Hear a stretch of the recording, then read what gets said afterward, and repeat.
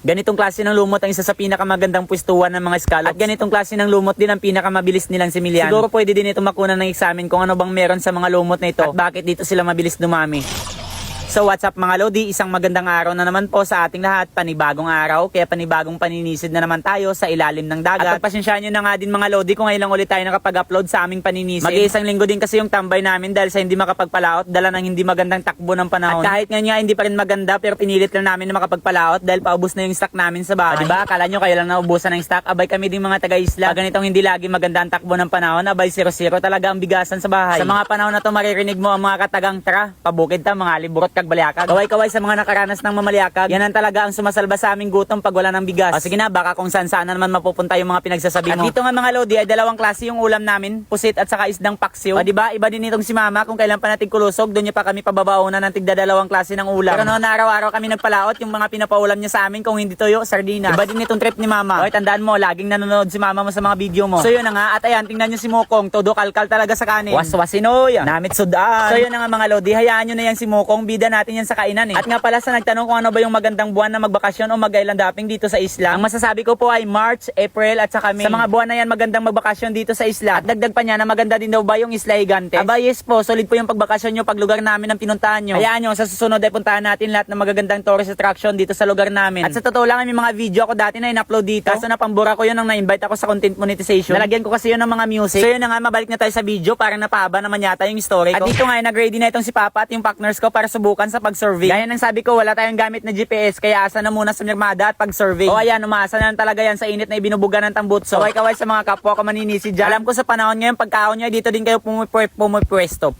Nabulol pa nga ni. So yun na nga, at sa araw na nga din na ito, ay nag-extra sa amin yung pinsan ko. Dahil kanina, hindi sumipot yung mga kasama niya. So dahil wala yung tropa ko at may extra kaming host, kaya sa amin na lang siya sumama. Pero magpapalaot din sana siya, may bangka din kasi itong pinsan ko. So dahil siya lang mag-isa, ay dito na lang siya nag-extra sa amin. Logi kasi pag ikaw lang mag-isa yung diverse sa bangka mo. Lalo na sa panahon ngayon, sobrang ginaw ng dagat. Hindi ka makapagpatagal sa pagdampot ng mga scallops. Kaya maganda talaga pag meron kang kasama kahit isa o dalawa man lang. So dito nga mga Lodi ay nakailang lipat din kami bago nakakita sila Papa na magandang pwestuhan ng mga scallops. At umabot pa nga sa part na nagkapalit sa pag-survey yung pinsan ko at itong partners ko. Kaya kung makikita nyo ay kaming dalawa ang nagkasabay sa paglusong. Sa mga Lodi kagaya ng dati para maganda at makapag-focus kayo sa inyong panonood ay titigil ko naman muna saglit ang aking pagsasalita. At wag nyo na din pansinin kung kumukodog yung stick ng camera ko. Dahil po yan sa agos ha, hindi po yan sa ginaw. So mga Lodi, enjoy po sa inyong panonood.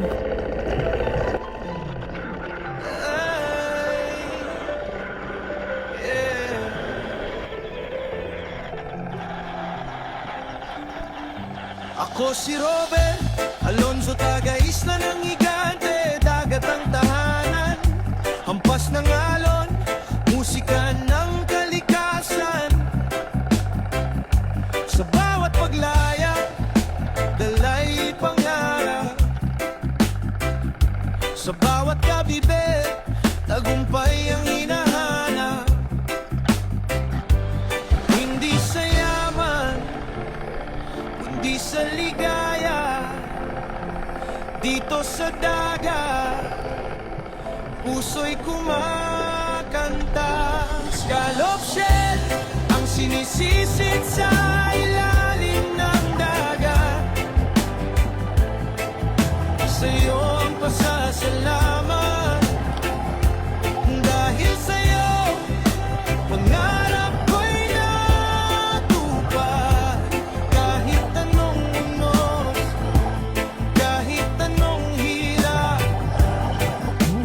babalik at babalik sa dagat.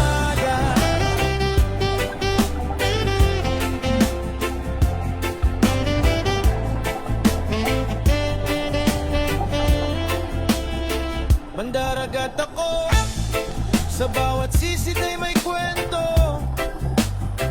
Kolehiyong tinapos mula sa pawis at sigaw ng alon. Mga kabibay, di lang kabuhayan, sila'y saksi ng bawat tagumpay at kasaysayan. Ako si Robert Alonzo, kilala rin sa pangalang never quit sa dapit-dapon. Naraw ay lulubog, ngunit ang puso ko kailan may di susuko. Never quit ang sigaw, laban sa At dito nga mga lodi, habang dumadampot ako ng scallops ay bigla na lang may nagbigay ng senyales sa aking host. Kaya ang ginawa ko dyan ay tinali ko na muna ang aking lagayan at umahon para malaman kung bakit sila nagbigay ng senyales sa akin. At hindi na rin ako nakapagkuha ng video. At ng pagkaahon ko nga ayan, parang bagyo na pala. Sobrang lakas ng hangin at ang lalaki ng mga alon. So hindi na ako nakapag-video pa sa pagilan ng aming kuha. Dahil binilisan na lang namin sa pagilan ng aming kuha nang makauwi na. Mahirap na pag nataob tayo dito sa laot, bukno ang makikinabang sa katawan natin. So yun na nga mga lodi, at kung makikita nyo kanina, yun po ang mga lumot na magandang tirahan ng mga scallops. At sa mga ganong klase ng lumot, silang mabilis magsimilya. At alam nyo ba ng mga nakaraan na isa ako sa divers na kinuha ng mga fisheries. Ang ginawa namin doon ay nagkuha kami ng mga scallops, tapos yung buhangin na pinagkunan namin ng scallops. At tungkol sa aming pinag-usapan ay i-examine daw nilang scallops kung anong species ba. At in-examine din nila yung buhangin na napagkunan namin ng scallops. Pati na rin yung lalim kung ilang meters ba. At bali dito lang din kami nagsampling sa aming sanctuary kasi may mga scallops din dito. Yes po mga lodi, yung sanctuary namin dito ay nabubuhayan ng mga scallops. So at yun na nga, at naging satisfied naman yung pag-sampling nila. At sa susunod daw ay doon naman kami sa malalayong Baura, doon sa mga malalim na parte ng dagat. So at yun na nga, at ito nga pala yung kinita namin dito sa mga nakuha naming scallops, 4,068 pesos. Hindi gaano kalakihan pero pwede na rin, may pambili na ng bigas. Bawi na lang pag maganda na yung takbo ng panahon. So paano mga lodi, hanggang dito na lang tayo. Maraming salamat sa panonood. See you in my next dive. Bye bye!